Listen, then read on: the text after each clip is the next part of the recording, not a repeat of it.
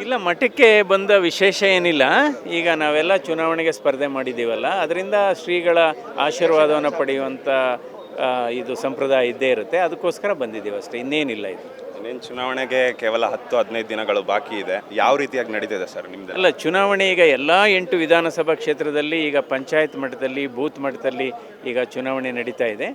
So ಹೀಗಾಗಿ ಚುನಾವಣೆಗೆ ವೇಗ ಕೂಡ ಸಿಕ್ಕಿದೆ. ಸೊ ಕಾರ್ಯಕರ್ತರು ಕೂಡ ಹುಮ್ಮಸ್ಸಿನಿಂದ, ಉರುಪಿನಿಂದ ಕೆಲಸ ಮಾಡ್ತಾ ಇದ್ದಾರೆ.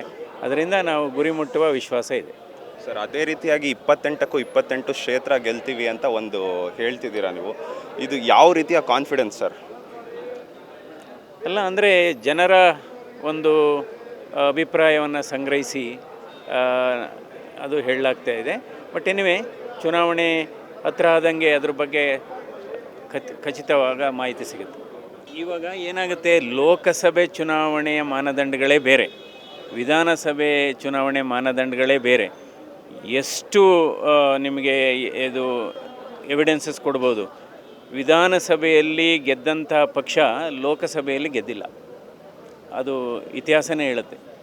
ಸೊ ಹಾಗಾಗಿ ಜನರ ಮತದಾರರ ದೃಷ್ಟಿಕೋನ ಲೋಕಸಭೆಗೆ ಬೇರೆ ಇರುತ್ತೆ ಮತ್ತು ವಿಧಾನಸಭೆಗೆ ಬೇರೆ ಇರುತ್ತೆ.